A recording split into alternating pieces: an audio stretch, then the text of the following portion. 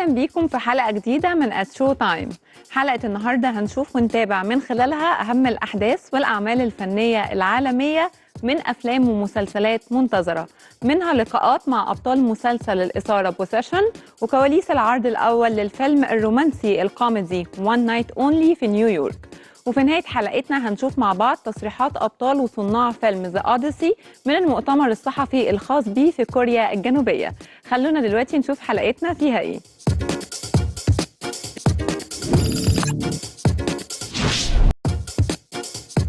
ذا دابتي فيلم أكشن وجريمة جديد، أحداثه بتدور عن ضابط شرطة مبتدئ بيتكلف بحراسة جثة، لكن فجأة الجثة بتختفي وبيلاقي نفسه متورط في كشف شبكة فساد خطيرة وأسرار مدفونة في مدينته عشان يقدر يثبت براءته.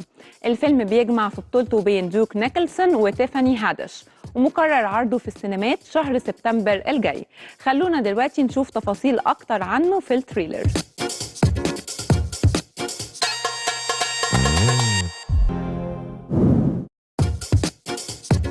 The Only Living Big Bucket in نيويورك فيلم جريمة وإثارة جديد، أحداثه بتدور عن نشال محترف بيلاقي نفسه فجأة مجبر يدخل في سباق حياة أو موت ضد الوقت بعد ما سرق مجموعة أقوى منه. العمل بيضم مجموعة كبيرة من النجوم، منهم جون تورتورو وجيمي لي كيرتس، مقرر عرضه في السينمات شهر أكتوبر الجاي. خلونا دلوقتي نشوف لمحات منه في التريلر.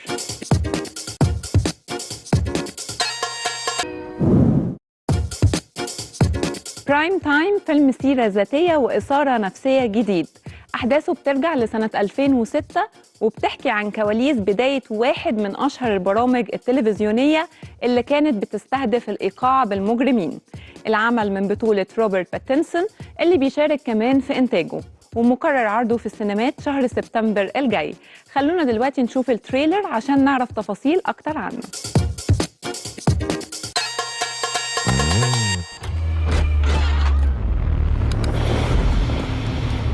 Are you sure your parents aren't home? I'm sure. Big night planned. Who are you? You have a seat right there. I'm Chris Hansen with Dateline NBC, and we're doing a story on adults who try to meet teens online. You see how this looks, right? I don't really like your show, but America loves it. So I need to move you to Catch a Predator, 9 p.m. prime time. Gonna be bigger than Lost. My name is Dan Plum. Do you know what you're auditioning for? So you are playing a 13-year-old? Is there time for a rehearsal? We're gonna shoot the rehearsal. Come in. This could be our greatest segment yet. We're going to him. We don't do that. They come to us. I don't understand what I'm doing here. What you're doing is more than acting. You're cleansing the world of an ancient evil. Let's catch us a predator. Who gave you permission to do this? You have no plan. I have to put him on television. You're gonna be so proud of me. I don't want to be a bad person. Your definition of bad and my definition of bad are vastly different.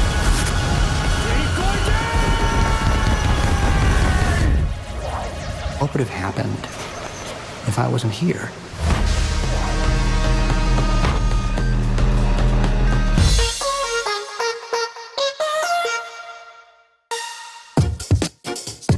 بوسيشن مسلسل إثارة ورعب جديد، أحداثه بتدور في جامايكا، وبيحكي عن محامية شابة بتسافر عشان تمثل رجل أعمال في قضية ورث، لكن بتكتشف إن الممتلكات المتنازع عليها ليها علاقة بكوابيس قديمة بتطاردها. أبطال العمل جوجو ماباتا رو ومعاها شيلدون شيبرد هيكشفوا لنا عن كواليس التصوير وتجربتهم مع أجواء الغموض، وده اللي هنعرفه منهم في التقرير اللي جاي.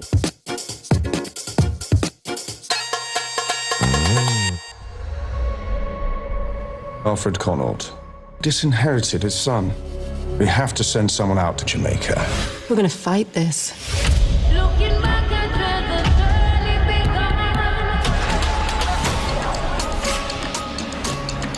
It's Jojo. So if you see it, don't touch it. it was just a page turner, you know, and the intensity of the journey, but also how refreshing it was, how, you know, the dialogue just pinged off the page. And I was really intrigued by Claudia, as you say, because she starts off as this sort of, you know, cool, ambitious, rational career woman, and really just goes on a huge journey of self-discovery. And I just thought it was incredibly bold and original. So to be able to go on this journey and knowing that we would be filming in Jamaica, you know, obviously, you know, the themes of the show and the journey of the character, but also a personal adventure to go on, you know, for your, you know, life and cultural experience was just so appealing. This is a £50 million inheritance. There's no paper trail, no records. It is owed to my people. It's not getting it back. Filming in Jamaica was super important, and being on the land and having the history there present in front of us. So, yeah, and, you know, it's important to consider as well the UK's relationship with Jamaica. So it could have only been told there. Jamaica, I always love filming in Jamaica. I'm Jamaican. I think Jamaica has the best sun, the best light. Anytime you just turn a camera on, you don't need to bring any fancy lights. You just boom, and everything just looks beautiful. You know, so that is my tourist board sales pitch for Jamaica. And come make some films here. Yeah. You know what I mean? But yeah, man, love working in Jamaica. Yeah, and it's not often that you get to film on location in the place that your project is actually set. So I think that just felt like I felt very lucky to be able to have that experience, because, you know, environment and costume and all those things like add to the authenticity and how easy it is to like step into a character. So even feeling the heat and the humidity of, you know, Jamaica kind of added to the playing of Charlotte. But yeah, the country has such vibrancy and colour and atmosphere, and it's this pulsating heat. Like I don't think we could have filmed it anywhere else. True.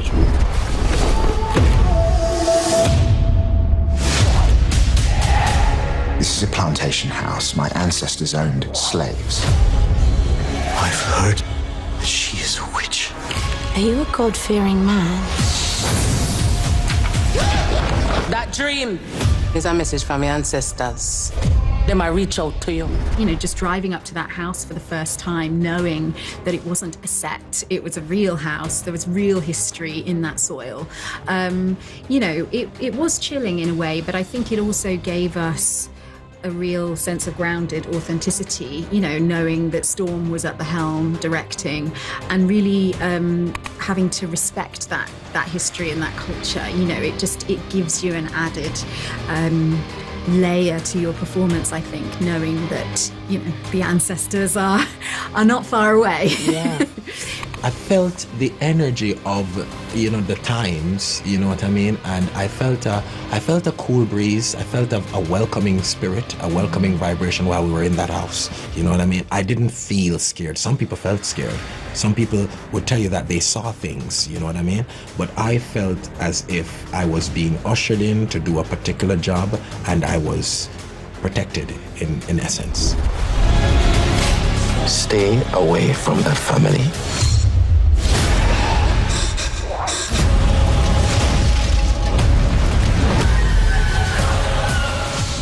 You know, there were days on this, you know, shoot where definitely I felt incredibly drained from, you know, simulating these, you know, psychological, deep, dark places that you have to go to. But, you know, I think it's all in service of the story and knowing that this character is evolving and going on a journey. So, yeah, when we had those uncomfortable, you know, when I'm in the ground, in a grave or under the floorboards, these things that sound, you know, terrifying, you know, I think I always had in mind the journey. And I think that, you know, you have to sort of, as my friend says, you know, the juice has got to be worth a squeeze, right? Like, you know, knowing that it's worth it. It's worth going through that, because what you're trying to say and the conversation you're trying to open up is bigger than you.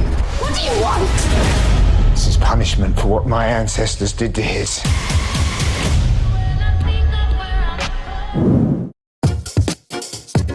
تيد لاسو المسلسل الكوميدي الناجح رجع بموسم رابع، وبتدور أحداثه عن عودة بطل العمل لبريطانيا عشان يدرب الفريق النسائي الجديد للنادي. هنعرف من تصريحات أبطال المسلسل جيسون سيديكيس وهانا ويدنغهام تفاصيل أكتر عن كواليس رجوعهم ومفاجآت الموسم الجديد في التقرير اللي جاي.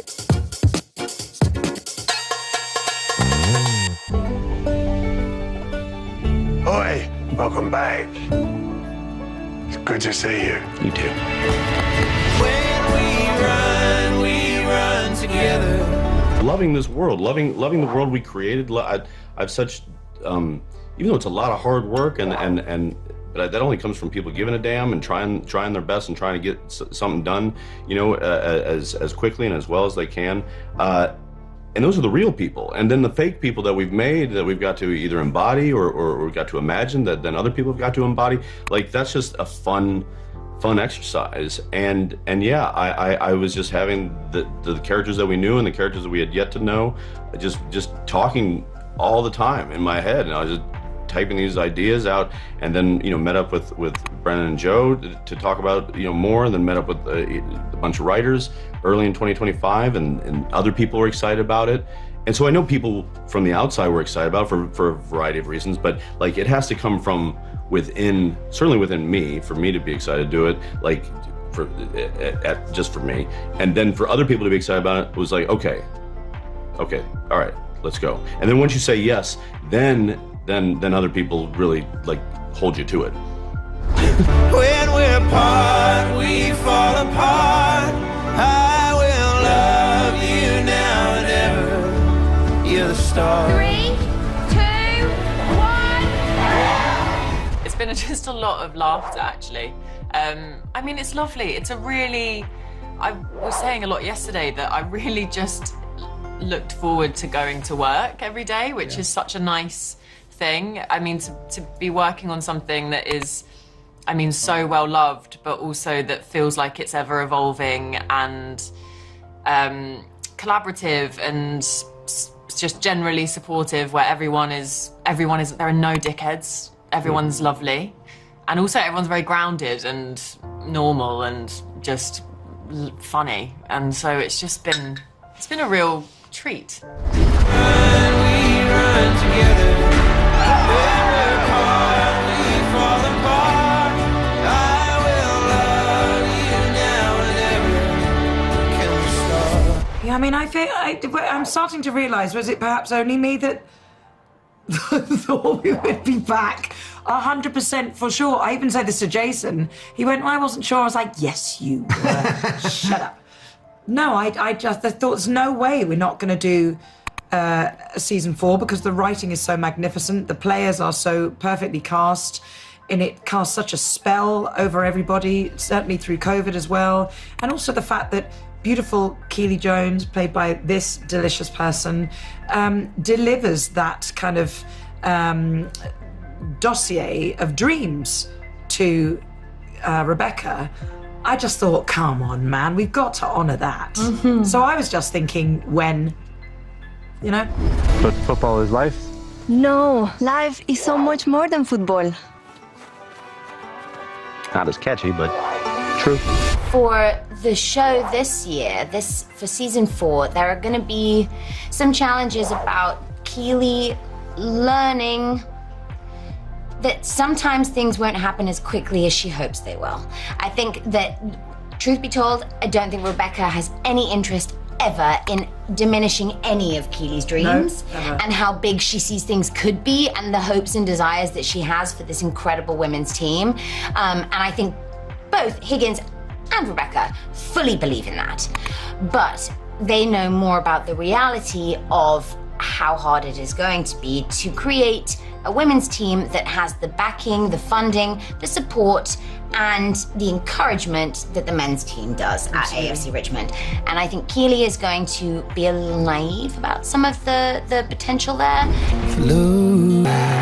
As the season plays out, I hope it makes people think a little more about not only women in football, not only women in sports, but women, you know, girls, and with the female position in life, how we are just used to being less than. Welcome back, Coach. Thank you, sir. Too bad you're coaching a bunch of girls. No wanker.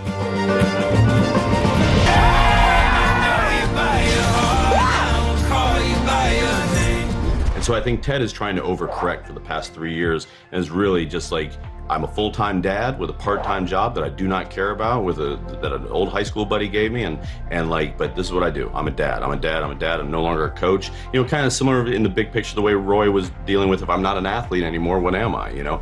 And I think Ted is having that, he's just turning his back on it. So I think he's hiding out, ultimately, because I think, you know, the notion of, you know, can you have it all has certainly been something that has been, you know, laid at the feet of women for you know, generations and generations. And I think in these modern times, it is, you know, finally finding its way to men's feet. And Ted specifically is the only one we're sort of speaking about here.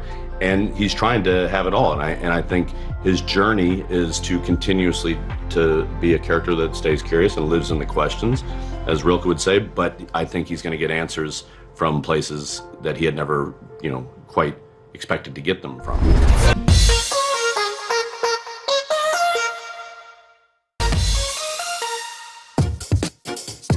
لايونس مسلسل الجاسوسية والإثارة بيرجع بموسم ثالث وبتدور أحداثه عن مهمة جديدة وخطيرة بتواجه الفريق على مستوى عالمي. هنعرف من بطلات العمل ليسلا دي أوليفرا وجال واجنر تفاصيل الموسم الجديد وتطورات شخصياتهم في التقرير اللي جاي.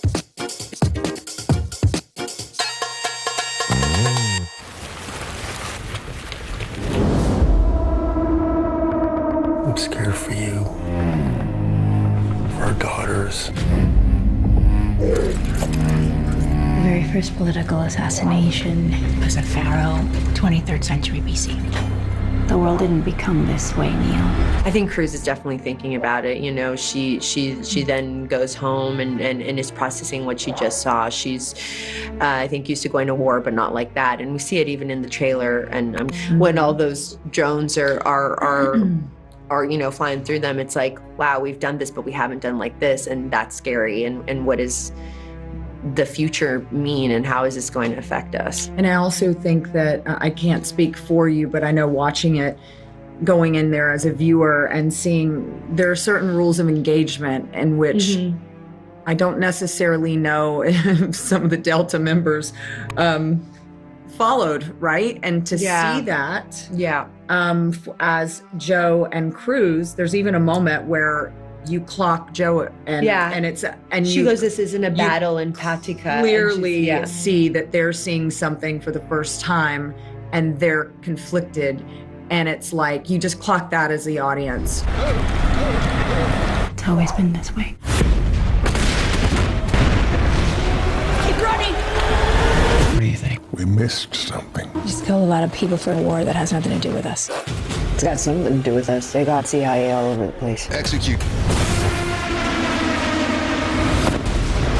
I don't know how everybody else feels about AI, and I definitely know there's good things about it, but we can't ignore the fact that it's going to be used for malicious purposes. And I think with war, you don't fight fair. And we have to assume that there are going to be people that don't fight fair with it. And it's there. It doesn't matter how we feel about it. It's there, and it's being used, and it's going to be used. So what do we do about it? I mean, and that's certainly above my pay grade, but that's why we have our men and women in the military that have to make these hard decisions. What do we know? Their focus is for the United States to be at war with itself.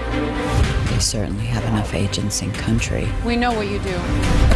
She's the lioness. You must not know us. In front of my family. I think Cruz is starting to realize that they're a lot more similar than she thought. You know, I think when I would say season 1, Cruz is baby Cruz, and she made a lot of assumptions about Joe. And as time progresses and she sees how hard it is for how hard it actually is for Joe, she starts to understand her a bit more, and it evolves the relationship beautifully. Yes, I've taken lives for this way of life, and I may lose mine yet.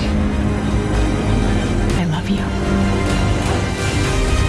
You tell one lie We tell 10. That is one of our allies, and you killed her. Change the objective and tell 10 more. Put your weapons down! It's all lies now. God have mercy on us. I mean, I certainly hope that they show a different side of her. I know that it's hard sometimes because Bobby is a mystery by design. Taylor wants her to be this machine. But I think for me as the actor, it would be interesting to explore that, because I think everybody, even the biggest heroes in the world, they crack and they're human, and there's something very beautiful about being vulnerable. And so I would love to see that side of Bobby. I don't know that we ever will, but I would love to explore that. I'm gonna figure out who's behind this. Yeah. You comfortable with the prize? This isn't the end of a fight. This is the start of one.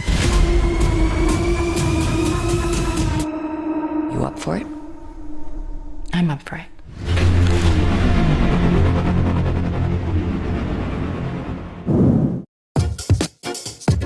One Night Only فيلم رومانسي كوميدي جديد. أحداثه بتدور عن شاب وفتاة بيقابلوا بعض بالصدفة أكتر من مرة خلال ليلة واحدة، بتكون مليانة بأحداث غريبة ومفاجآت.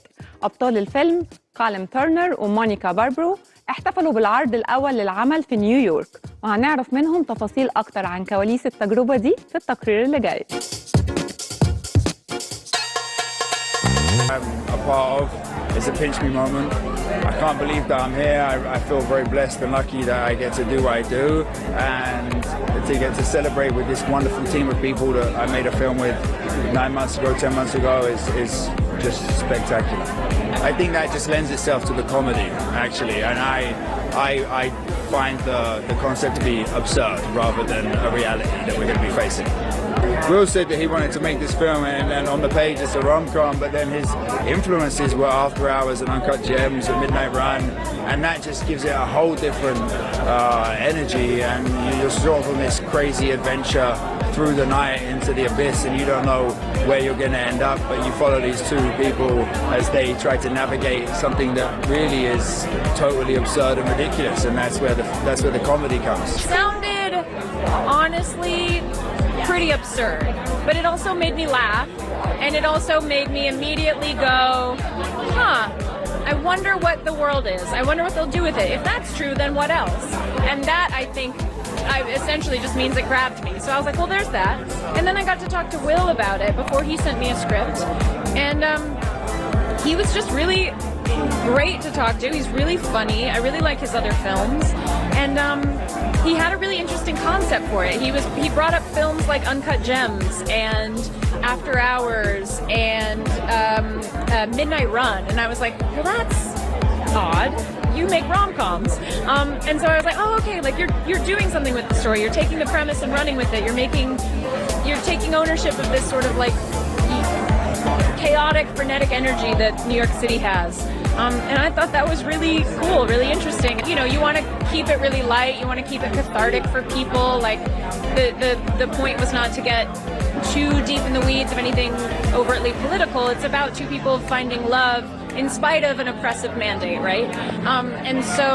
And yet you can't deny the concept. And like, we just had great conversations about how, you know, I love the way they put repeal signs all over. I love the way LeVar Burton and Molly Ringwald have the most amazing banter about politics that looks like, I think, so many houses during COVID, through so many political upheaval moments.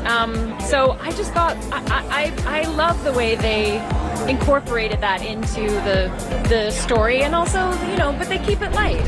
I think that, it's a perfect concept, and it's also kind of, in a way, it's sort of not too hard to imagine,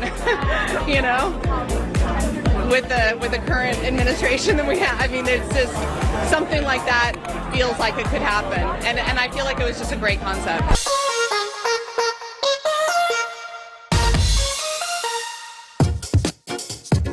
The Last House فيلم إثارة نفسية جديد، أحداثه بتدور عن عيلة بتتحبس جوه بيتهم بسبب قوة غامضة وعاصفة قوية، وبيلاقوا نفسهم في مواجهة تهديدات مرعبة عشان ينجوا بحياتهم. أبطال العمل جريتا لي وواجنر مورا، هنعرف منهم في التقرير اللي جاي تفاصيل التصوير والتحديات الصعبة اللي واجهوها في مشاهد المية. When I read the script, the two things that resonated with me. One of was exactly the 80s vibe and the films that I grew up watching. And the other thing was my personal experience during COVID, where like outside my home, there was something terrible happening, especially in my home country in Brazil. So many people. My understanding of humanity as a whole and family in particular was really changed through COVID. Very much so, like, I think you experienced the same way.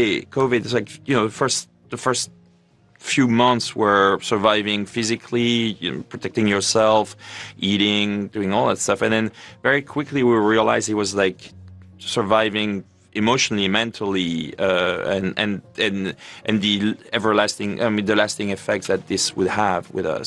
When we were inside this house with the great Wagner, the walls were the walls. What they saw. They weren't interacting with CG animals. They were interacting with the real fox, a real squirrel, a real dog. And then when we're doing those like happy moments. Oh, it was a juicy one for us. It was hard, yeah. Very wet. Yeah. Well, we got to, this is what's so wonderful about our jobs. We get to learn these incredible, unusual new skills. And for this, we spent more than 2 weeks in water, full days. And we trained extensively with this incredible diving team, the London School of Diving, shout out. Mm-hmm.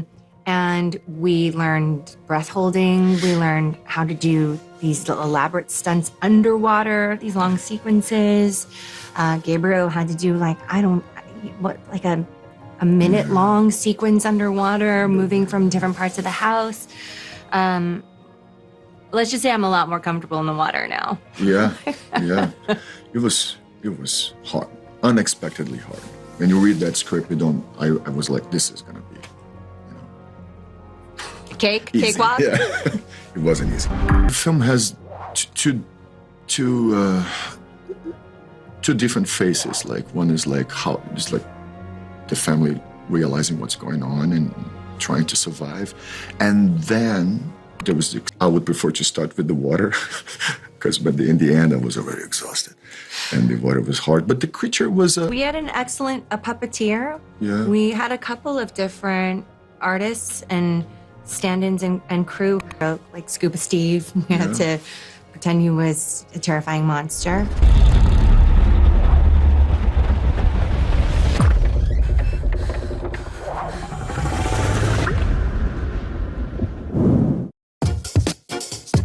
ذا أوديسي الفيلم الجديد للمخرج كريستوفر نولان محقق نجاح كبير وإثارة للجدل عالمية مع انطلاقة عروضه. فريق العمل للفيلم متفاعل مع الحالة اللي حققها وبيسافر للترويج ليه في العواصم العالمية. ومن خلال المؤتمر الصحفي الخاص بالفيلم في كوريا الجنوبية كشفوا الأبطال مات ديمون وتشارلي ثيرون عن كواليس التصوير والتحديات الصعبة اللي واجهوها، وده اللي هنتابعه مع بعض في التقرير اللي جاي.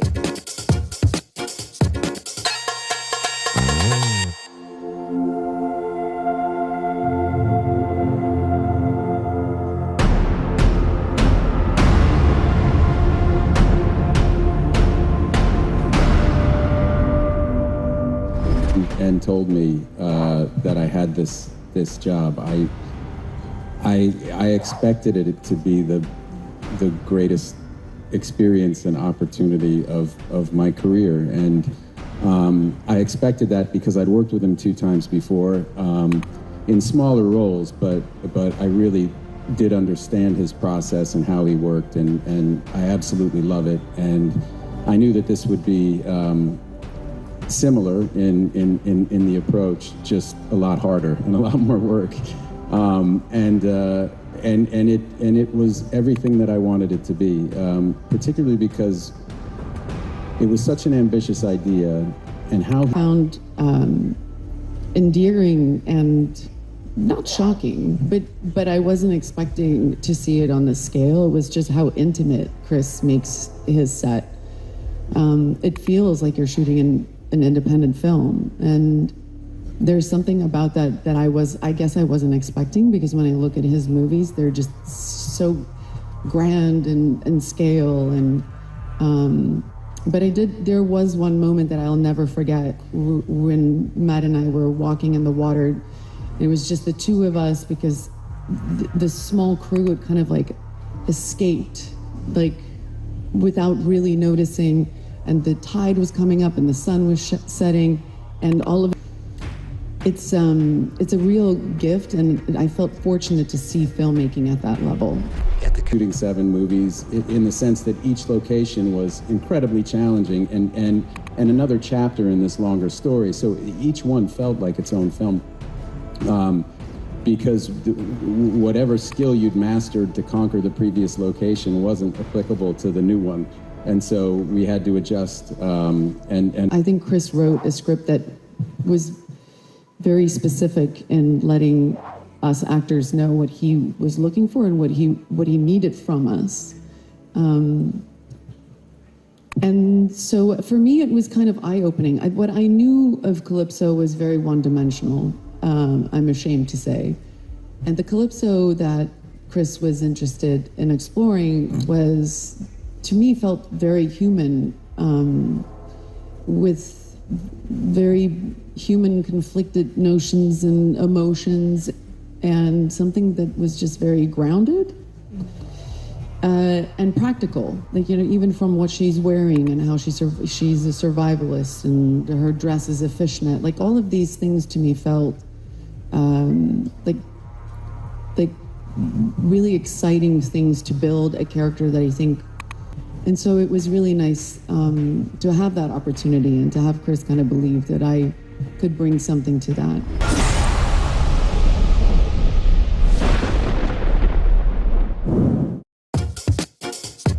وبكده تكون خلصت حلقتنا النهارده. شكرا للمتابعه، وتابعونا كمان على هاشتاج @showtime اللي ظاهر دلوقتي على الشاشه على فيسبوك واكس وانستجرام، عشان تقدروا تشوفوا اجزاء من البرنامج.